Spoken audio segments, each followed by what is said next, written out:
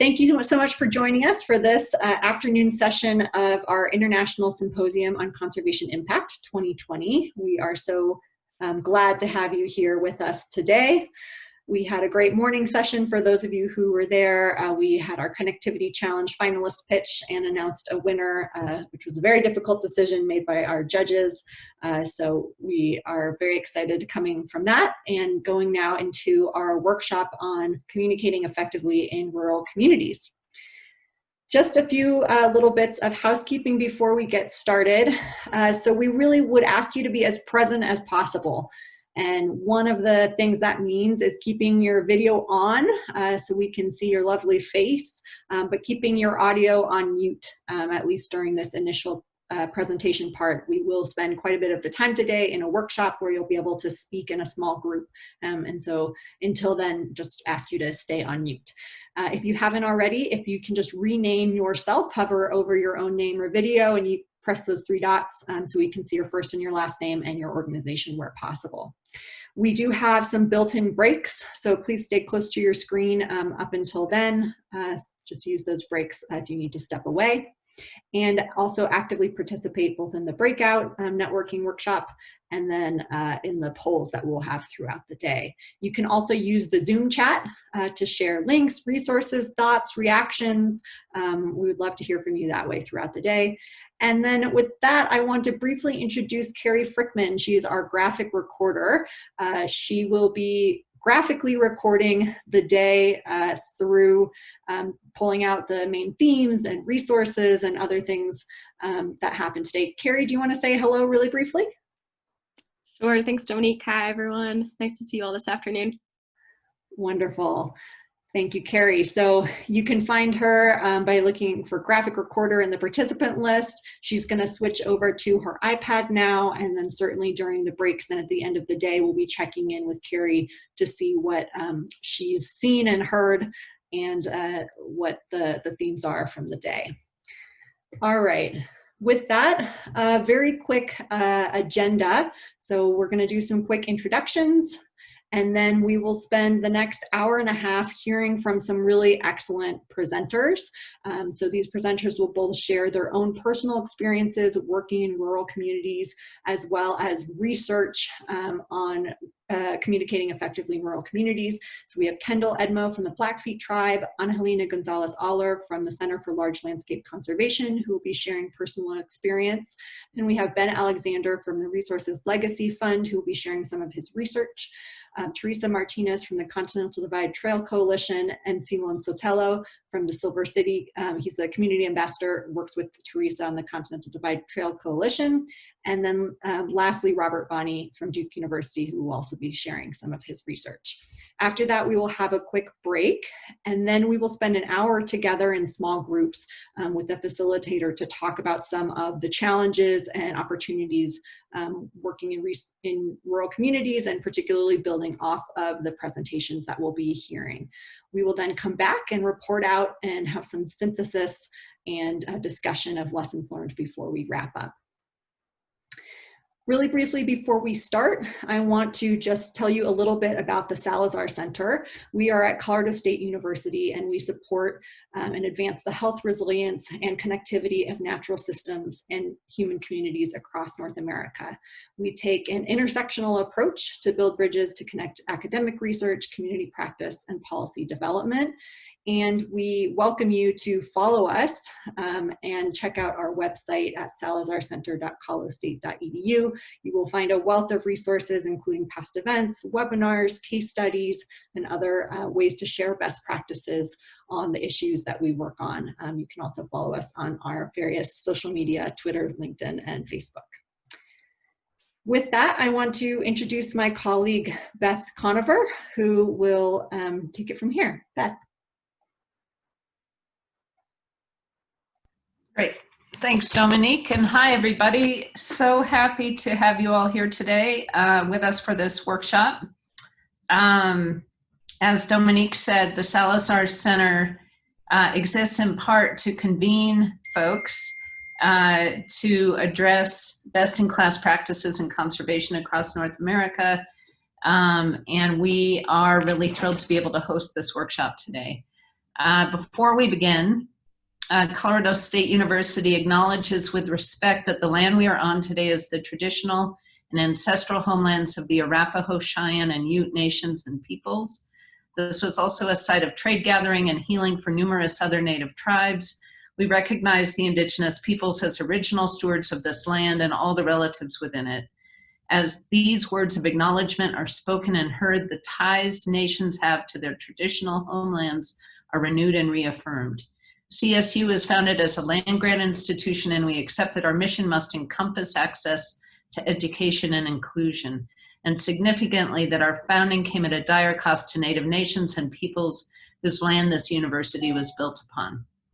This acknowledgement is the education and inclusion we must practice in recognizing our institutional history, responsibility, and commitment. Thanks. All right. Earlier this year, excuse me, everybody's got their own Zoom setup and mine is a little different today. Earlier this year, we were approached by Andrea Keller-Helsel of the Hewlett Foundation and Wendy Vanasselt of the Wilburforce Foundation with the idea of including this workshop in the 2020 symposium. As it turned out, demand was high and we sold out almost immediately, twice. We doubled the size of this workshop and it sold out rapidly both times and ended up with a long waiting list. So clearly the topic hit a nerve. And as a result, we're considering ways to build upon it and offer more related content over the coming year, hopefully with all of you. So I wanted to just say my thanks again to both the Hewlett and Wilburforce Foundations, as well as to our presenters today and to Salazar Center staff, who managed to pivot successfully to a virtual event in a matter of months. I just got the notice my next job was to introduce Secretary Salazar. He seems to be running late, and I have no doubt that when he does join us, he will want to say a few words, but I'm just going to go on through with what he was going to say. And then, I don't know, Katie, if you can let me know when Secretary Salazar is on the participants list, that would be great. As you may know, rural communities have been at the heart of Secretary Salazar's work from the beginning. And he was especially excited to hear that we'd be hosting this event. He wanted, and again, I'm sure he'll do this when he can join us, but he wanted to acknowledge Robert Bonney of Duke University as an old friend, and Ben Alexander of the Resources Legacy Fund, who will present their research today, as well as the community leaders who are telling their stories today. Teresa Martinez, Simon Sotelo, Angelina Gonzalez-Aller, and Kendall Edmo. So thank you so much to everybody. What a great program we have. And let's go from there. All right. Well, with that, Beth, knowing that at some point Secretary Salazar might join and we will at that point give him a few moments, why don't we go ahead and move into our presentation part of the day. And we will hear first from Kendall Edmo and Angelina Gonzalez-Aller, who will speak a little bit about their own personal experiences working in rural communities. Great, thanks. Dominique, if you could enable screen sharing, we'd be happy to do so, or we can also go without it. No, that's fine. When can you allow Angelina to share her screen?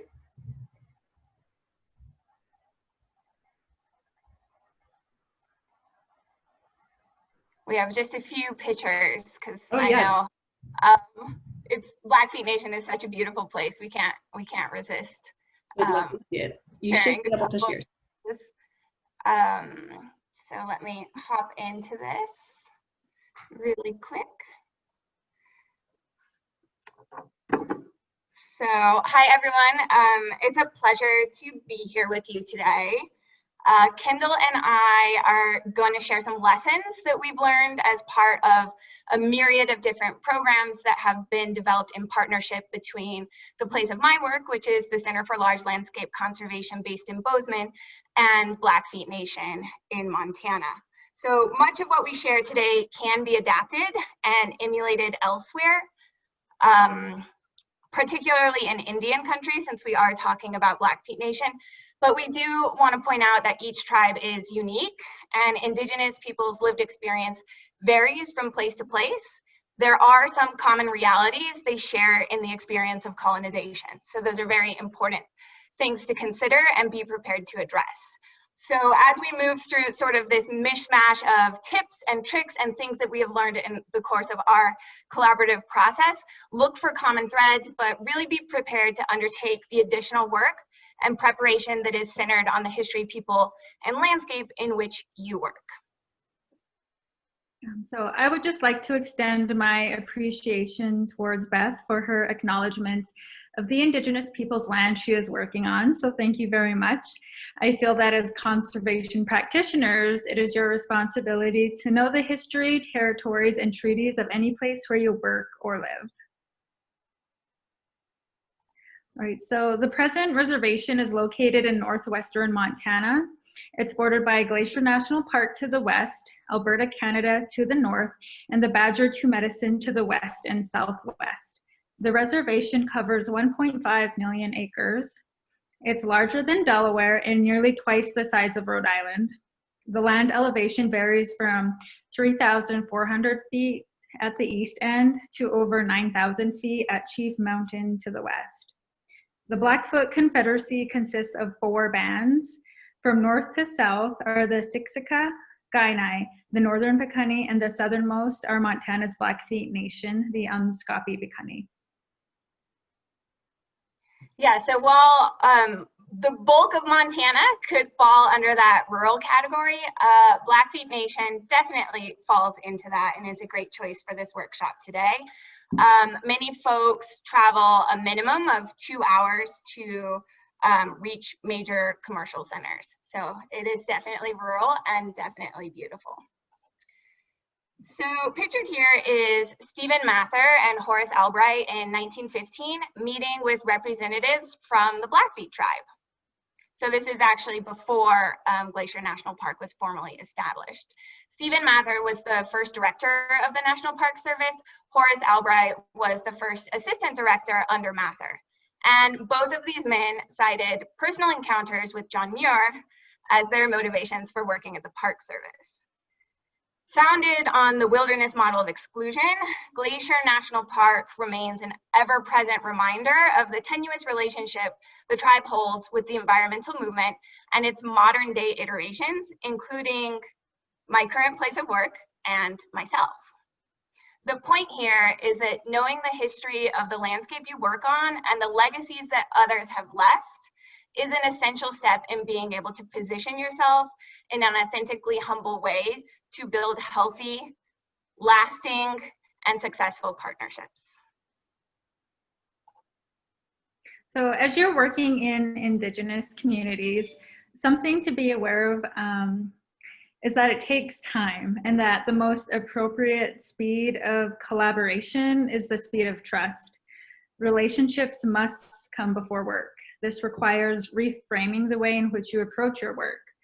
Arriving with a preconceived agenda, goals, and process is both ineffective and it's inconsiderate. Delays will happen, and outside partners should be prepared for these inevitabilities. Some tips for working in Indian country are start relationships with small groups and understand that this will take some time. Patience is a virtue and a necessity, and be transparent in your intentions. Tell us why you are here, be open and be friendly. As conservation practitioners, remember that collaboration looks a lot like co-production, and you may end up with a project that braids both native and traditional ecological knowledge together with Western science, which I believe is the right way to do conservation. And remember that our communities are small and everyone knows everyone. However, there is still as much diversity within community as there is between different communities. As someone who is not Indigenous and not even originally from Montana, I have a lot of homework to do before I ever ask a Blackfeet community member to give me their time. Fortunately, the state of Montana has an Indian Education for All Act, so there was an existing curriculum that I could put myself through that was developed in partnership with people from the tribe, but that's not all the work that I need to do before I show up, because it's really the responsibility of the outside partner to make it easy on community members. So as part of this, I try really hard with varying degrees of success to practice positionality and cultural humility, which is a concept that's actually developed from community-based participatory research, which is a subset of health research. I come from a health disparities background, so I got those little tips that I've been able to carry forward into my conservation work. But cultural humility is really hard to do. It's a process and a commitment to ongoing self-reflection and self-critique, including identifying, or at least attempting to identify and examine, how your own patterns of behavior can produce unintentional racism and classism. You also have to try to address existing power imbalances, and then establish and maintain non-paternalistic partnerships with communities. It's a huge, difficult task, and it's a lot of work that happens very much in isolation and on your own as a process of isolation, self-reflection. But it's really essential for outside partners, especially those that want to do work in Indian country and Blackfeet Nation in particular. It's super important to undertake those efforts. And I feel strongly that partners can tell when I'm practicing this and when I've just got caught up in the work and I'm not using positionality and cultural humility, and the work suffers as a result. So it's well worth the time. So in our partnerships, which include on-the-ground conservation programs, various planning efforts, we've learned some things. And so some tips that I have to share with you all today is to work with people according to their schedules. If folks are only available to meet in the evenings, that's when I'm going to make myself available, and I'm going to do all of my other things during the normal 9 to 5 work hours, because I need to respect other people's schedules and their time. Making yourself known in the community. I'm sure many of you try to do this in your work. In Blackfeet Nation, this is absolutely wonderful because it means I get to spend time with, not only on the landscape, but with the people at powwows and rodeos and other community events that bring people together. And I have eaten so much amazing food in the process that's really something I enjoy doing. It's also important to share resources, compensate partners fairly, and develop shared vision and goals. I've found in this process the words of Brene Brown, seek first to understand and then be understood, to be really helpful. When possible, and if not possible, work towards the goal of making it possible to provide a full-time position within the community. In our climate adaptation program, this was instrumental. It was key in streamlining communications, fostering trust, making sure that our planning and implementation was successful. It was very, very important to have an on-the-ground representative. In that particular project, we had a full-time Center for Large Landscape Conservation staffer posted in Browning, and we also hired a Blackfeet consultant to help coordinate the project among ourselves and tribal departments. In the COVID-19 era, this has proven to be especially important because it reduces the need for travel, which can put these communities at risk. So if you do not already have established partnerships, having an employee of your organization on the ground full-time can be a big step towards building those relationships.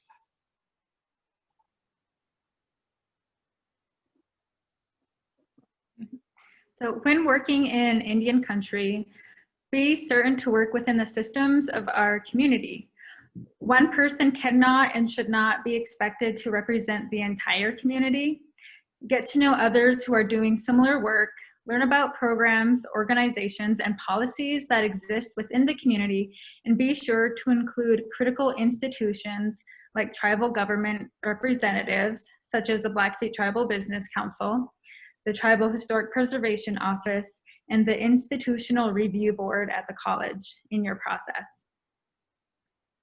Yeah, that's really important. Thank you, Kendall. Yeah, a lot of conservation folks don't think about including the IRB, because sometimes we don't consider our work research, but really if you are collecting data or even just talking to people, that is a form of research. And so engaging the IRB can be really helpful in further fostering transparency and trust with the community. And this is a picture from one of our on-the-ground projects taken last summer. And I love this picture because sometimes success looks like friendship. And these are two gals that are having a blast carrying sod, which is actually not that fun. So that should tell you about the health of their relationship and their partnership. The last little tidbits I have for you is that when working in Indian country, NGOs should look for opportunities to not just accomplish conservation objectives, but multiple goods, like provide services that augment tribal government efforts, try and boost what they are doing for their community, invest in their local institutions, build capacity, employ Native people within their own community, and produce work that buttresses tribal sovereignty. Because every time I step foot onto the reservation, onto Blackfeet Nation, I don't get my passport stamped, but I have stepped into a sovereign nation, and our partnership should reflect and respect that. So, Kendall, back to you. I just want to say something to Angelina. If you've been invited to a lot of dinners, I think you're doing some good work in our community. So good job. Well, I'll always eat, so. So I hope you found some of our tips helpful, and thank you for having us. Thank you, The Kendall. last thing we have for you is, in your course of work, if you pass through a gate, don't forget to close it behind you. Please. Wonderful. Thank you both so much for your perspectives and words of wisdom. They were invaluable, and we look forward to having some questions with you after we hear from our next couple speakers. But with that, our namesake and founder, Ken Salazar, has joined. Ken, would you like to say a few words? Thank you very much, Dominic. Let me just say thank you, because I think this topic is just so essential on rural America. And just listening, Kendall, to you and to Angelina, in and of itself is an amazing, incredible journey. You're doing some great work with the Blackfeet, and getting us to understand how the crown of the continent and that area of the country is so important is really awesome. I also want to say thank you to Teresa Martinez and Simon Sotelo, and then Ben Alexander, and my good friend, Dr. Robert Bonney, who you will be hearing from in just a few minutes. Robert was one of the people who started the America's Great Outdoors project with us under President Obama several years ago. And so he knows rural, because he was the person driving much of the agenda from the United States Department of Agriculture, and he's effective, and look forward to it. I just wanted to say to all of you, I was so happy that the Hewlett Foundation and the Wilburforce Foundation decided they wanted to fund this part of our agenda, because I've always figured that, in my view, rural America is often the forgotten America. You know, most people will put their resources and concentrate in other areas, and we have to. I mean, tomorrow part of our symposium will be looking at urban America, which is cities and where most of our people live. But our wildlife, our food, our history, our heritage, our culture is so intertwined with the large landscapes that we're talking about, some of which exist in public lands, some of them in tribal lands, some of them in private lands, but all across rural America. So I was delighted that the foundation has decided to fund this part of the symposium for the CSU North American Conservation Center. And with that, Dominic, I'll turn it back to you so you can continue to have these great speakers teach us some more. Thank you. Wonderful. Thank you, Secretary Salazar. With that, we are going to move to our first presenter. Ben Alexander will be presenting a little bit of his research, and we're going to kick him off with two quick polls here. We want to know, we know many of you joining us today work in rural communities. So first, what is your biggest challenge in working rural communities? You can actually select more than one. We'd love to hear a little bit about that. And then where are you joining us from today?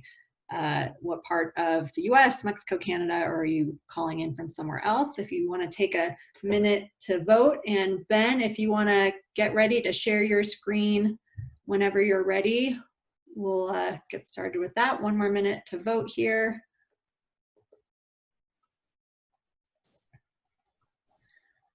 All right, we've got about 80% voted here. Cut it off in 1 second.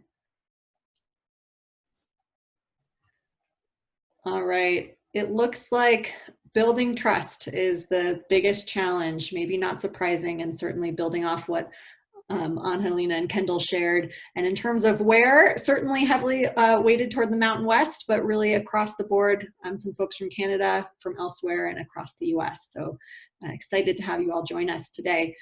With that, Ben, we'll pass it over to you.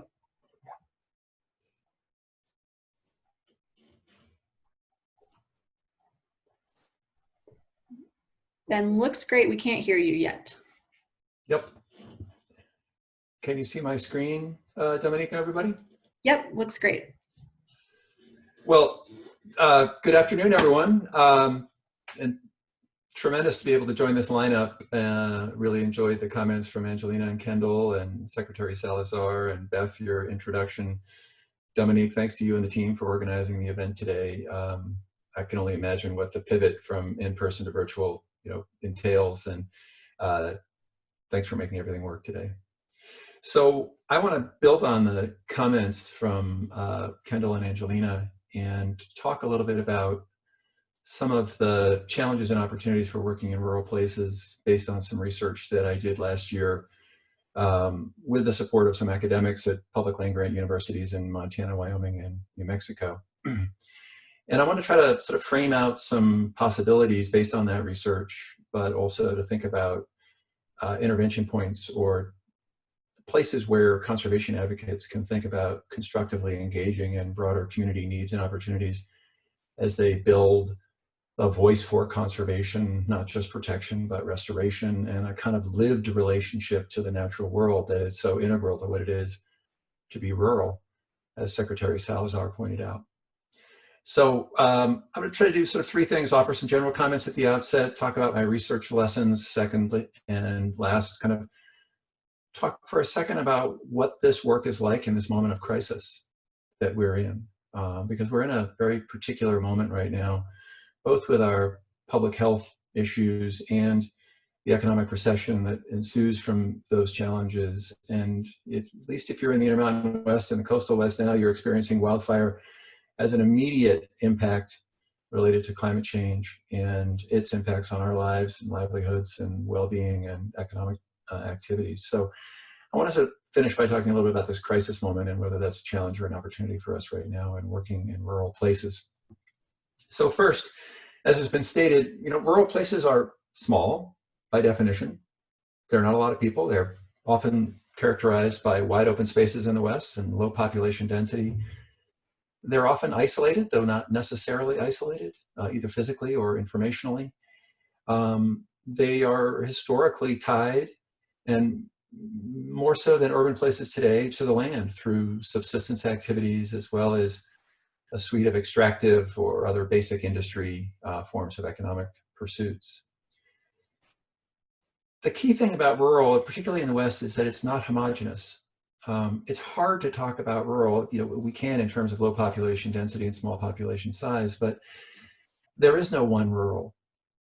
There are tribal rurals, Hispanic rurals, rural and isolated places. There are resort communities, mining communities, energy communities, forestry communities, retirement communities. We have different states and jurisdictions. We have places with and without public lands. We have wet and dry places. Rural looks and feels very different as you travel around our larger geography. And yet all of these places are subject to a set of consistent pressures today that are calling into question the viability of many of the lifestyles, economic activities, and sources of well-being that have been taken for granted for generations. So while we're all different as we look around this landscape, we're also wrestling with many of the same challenges. And I just wanted to, as we presume to talk about rural, I just wanted to foreground my comments with those ideas that rural is not homogeneous, and yet even within that heterogeneity, we are struggling with some of the same challenges. And some of those challenges are really driven by economic change, massive economic change, which is leaving many places out who are failing to adapt economically, moving from more traditional sectors and forms of commodity extraction and farming and ranching and forestry, along with subsistence activities, to a more integrated set of economic activities that look more like the national economy and even mirror economic activities in urban settings, what we call services today. And that transition has been rough and tumble, and its impacts and sort of pain and pleasure are unevenly distributed around the landscape. And it's just important to remember that as we think about how different places are struggling to adapt. For many, most I would say, this change has led to real and perceived declines in well-being. And this has triggered frustration as well as nostalgia, make America great again. And it's become really important for conservation because so much of our rural identity is tied to the industry and jobs that brought us here, that sustained us here. And as a result, economic change is cultural change. And that connection has amplified a dichotomy between jobs and the environment that is often seen as a trade-off. And it's the what we can't use, we lose. It's the conservation as a barrier to opportunity. It's made conservation work in rural places more challenging. At the same time, conservation has relied and employed a strong form of federalism to achieve its ends in this country, and has increasingly become an urban constituency, disconnected from rural places and lives. And lastly, I think just for context, and this is heavy on the challenge side. We're going to lighten it up here in a minute, I hope. But lastly, our growing partisanship and polarization, it's expressed between urban and rural populations and voices, and it's further eroded trust between conservation advocates increasingly located in urban settings and rural people living proximate to the land and water and other resources that we care about. It's not only eroded trust, but it's making joint problem solving difficult. So this is, I think, a partial framing of the context for conservation's effort to try to work in the rural West with diverse peoples with long histories, in some cases, short histories in others, more connected to the land, trying to figure out not just how to visit and recreate in this broader landscape, but to actually live and sustain their heritage and livelihoods. So trying to think about this challenge of economic adaptation in the current transition we're in and in the current economic downturn of this recession. Last year, we took some time to research some of these challenges and opportunities by looking specifically at what we called energy-focused communities. These are places that have a disproportionate economic reliance on producing fossil fuels, coal and oil and natural gas. And it turns out there are quite a lot of them still left across the Intermountain region. And the work focused on trying to understand how these communities are navigating this transition, and in doing so, trying to identify some strategies that can help these places move from failing and struggling industries and industries that have a high footprint on our climate and landscape, and bridge towards participating in broader sector diversity and growing sectors in the larger regional and national economy. And the question back of our mind the whole time was, as we understand how this works and its distribution and what some of the success characteristics are there things that we can learn that help us as conservation advocates become more effective and relevant in rural places where we care about natural resources, but also the people and their relationship to those resources? So I think the findings shine a light on the role of the environment in today's economy in new ways and strategies to build community and economic resilience. The first thing to say is that there are kind of more of these energy-focused places, more rural places, it's a way of saying, that continue to be reliant on traditional economic activities for their well-being, and a combination of both subsistence but extractive and sort of husbandry-based activities in agriculture and ranching. Many of them are, as I said, struggling with a pathway forward as their sectors are declining, sunsetting, becoming more efficient, facing more competition for abroad, automating and reducing the number of people required to produce the same volume of output and value.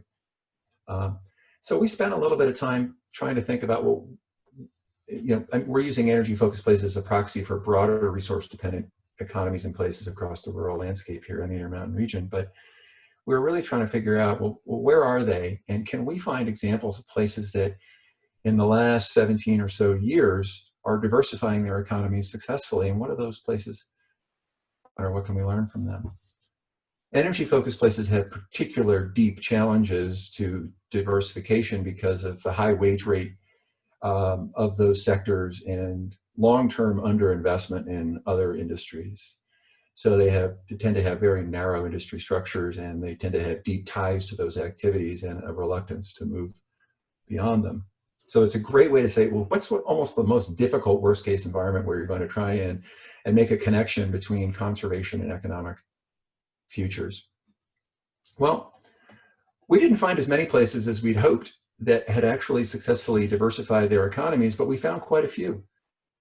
Some were kind of diversification by default. They were losing their largest employer, and their economy as a result looked more diverse. We were less interested in those and more interested in the places where we found active, intentional efforts to rebuild economies beyond fossil fuel production and processing, and how they were doing and how they did it.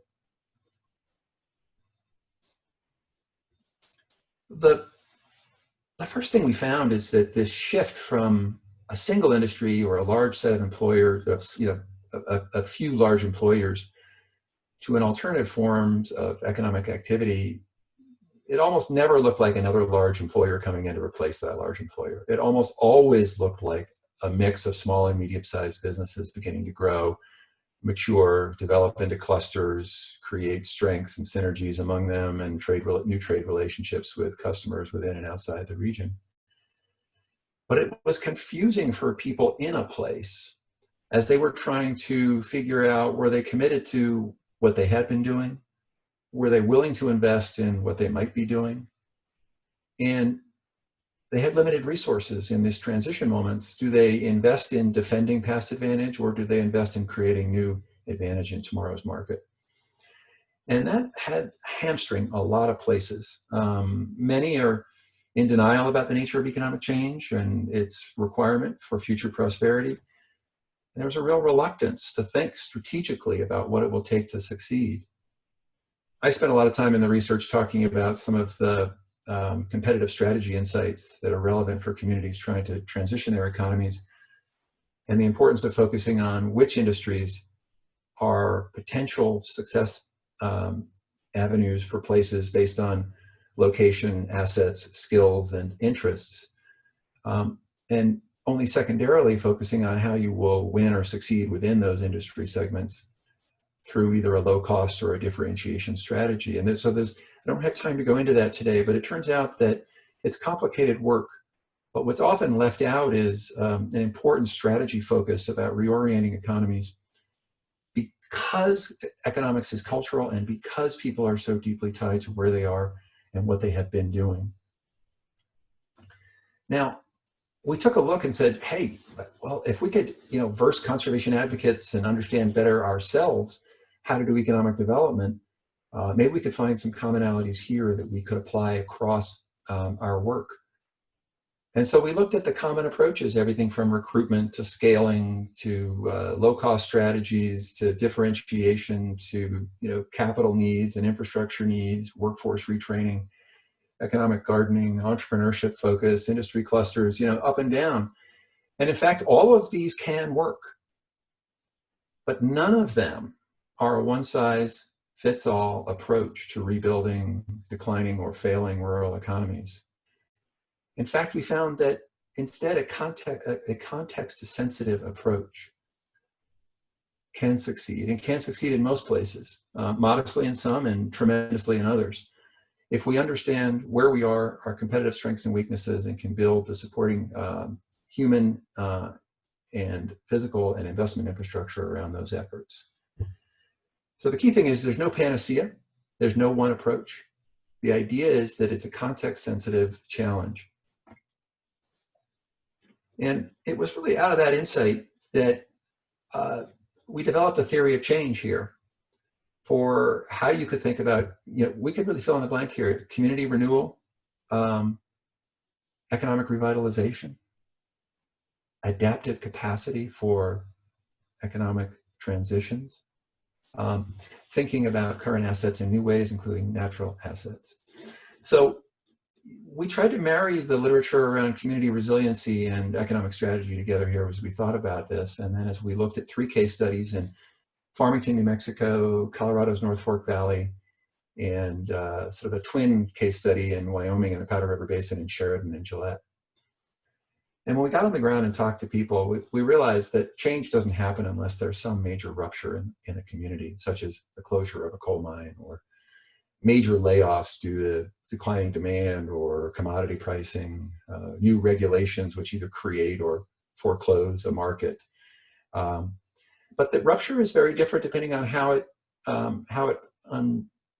unfolds. There's rapid, large-scale rupture, like the closing of a coal mine. There's slow decline, like the loss of population in eastern Montana in every decade since 1930. And the advantage of that rapid rupture is that it's palpable and visible, and you can address it, and people want to work on it, and there's focus and energy. The challenge is that it's happening so quickly, and the costs are so high that your operating time to address that rupture is short. Many people leave, particularly in mining and energy communities, rather than address those challenges. And so your timeline is compressed. When you have a slower, longer onset kind of rupture or train wreck, that is harder to address in the sense that it's less visible. People don't work together in a focused manner to address that change because there isn't agreement that it is a problem, that something needs to be done, that people need to work together in new ways. So depending on the rupture, leadership in a place responds. How leadership responds, either by fighting that change or capitalizing on that change, using that social capital to legitimize discussions and create convene discussions about the nature of what's happening and what needs to happen, beginning to reach out to outside resources, and then to focus efforts on what next. That leadership response to rupture is probably the most crucial aspect of this whole change framework. And so, when Angelina and Kendall were talking about building relationships and being humble and listening, we, as people not in a community, often where we work, have to be very cognizant that we need to take time to get to know the people in a community, to understand the leadership structures and authorities, and to support their efforts to honor the past while they think forward. And that thinking forward piece is critical. It's the vision of where we're going. It's different from where we've been. And it's hard for rural places which are strong on bonding, but often weak on bridging forms of social capital, which are,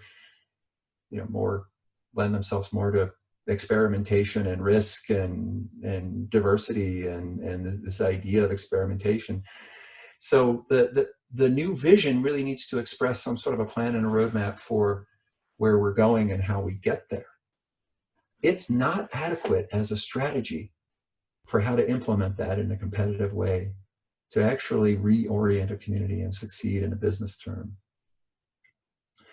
The strategy is really about, and we don't have time today, but it's really about where to play and how to win. And it's really about whether we're going to take a low-cost approach or a differentiation approach to rebuilding.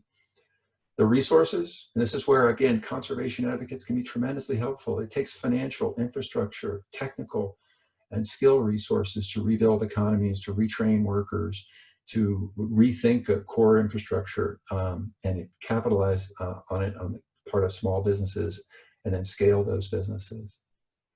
And the last piece here in the change framework is really about execution. If we have leadership, vision, strategy, and resources, you would be amazed at how many places fail the test of disciplined execution over time. And that is, again, a function of leadership, communication, and the strength of partnerships, both within and outside a community. In the 3 case studies in the research, we take time and grade each of the communities we evaluated around this framework here. And you can see it's amazing how many will succeed in one or more part of this circle here, but will fall down on execution or fail the leadership test or never develop a new vision. So it's important to bring it all the way around. Once we get to execution, we're back to leadership and we start this cycle again and we rethink it. So really, this is the framework around which I'm suggesting to everyone today that we can think about engaging rural communities around their transition challenges and our conservation goals and ideas for the future. I didn't talk a lot about today about what you might thought I would think about as an economist, but this notion that environmental assets are natural assets are economic assets, and that as we move beyond commodity production, we're really thinking about natural functions and features as enabling location-neutral businesses, the ability to attract retirees, thinking about more sustainable forms of agriculture and forestry. I mean, all of these things are going to be really crucial parts of where we're going. It just didn't feel like I had time to be able to delve into all those aspects of what we might do. I want to come back to this idea that economic change is cultural change, that external change in rural communities is threatening, and external voices and parties coming into rural communities can be threatening. It's critical, as we've already heard, to be present, to listen, to think about how we can enter into genuine partnerships, to think about how our skills are needed and can be shared to support a new vision for a place, and to help rural places who are often disconnected access new resources they don't know about, or they don't have the capacity to take the time to track down, such as so many state and federal programs that help underwrite rural life in various guises. So I guess one of the questions for this audience is, are we up for that challenge? Does our notion of environmentalism have room for working with new partnerships on a wider range of issues that more closely tie to the well-being of people and the health of the land and rural landscapes? I don't want to assume that we do, or that all of us want that, but I think it's a question we have to ask ourselves if we want to seriously consider working in rural places. And since I've tried to focus on working in rural, but we've also been asked to talk about communicating in rural, I want to emphasize that I think that the fix is not messaging. It's not even persuasion. How do we be more persuasive? It's really about building genuine relationships to jointly solve common problems on the basis of shared interests and values. And I think we're going to hear more about it from some of the other speakers, and how this takes time, patience, commitment, and resources, and a whole bunch of humility. And I'm out of time, but we're in a crisis. And some would say a crisis, you just back it off, lock it down, wait it out. But I actually think, and in particular, when we talk about kind of rebuilding rural America, it's a long-term endeavor. How can we start that now?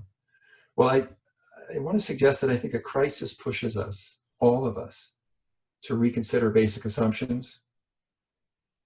And as a result, there's no better time to try to instigate, create, reach out to people we don't know today, to understand their world and how we could work together to solve some of these problems.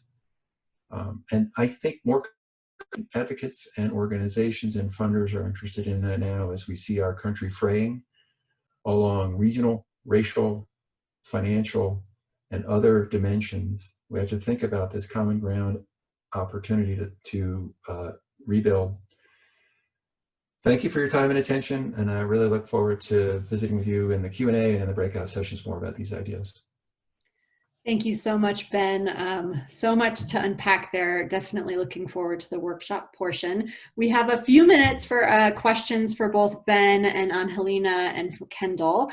Naomi, would you like to ask your question?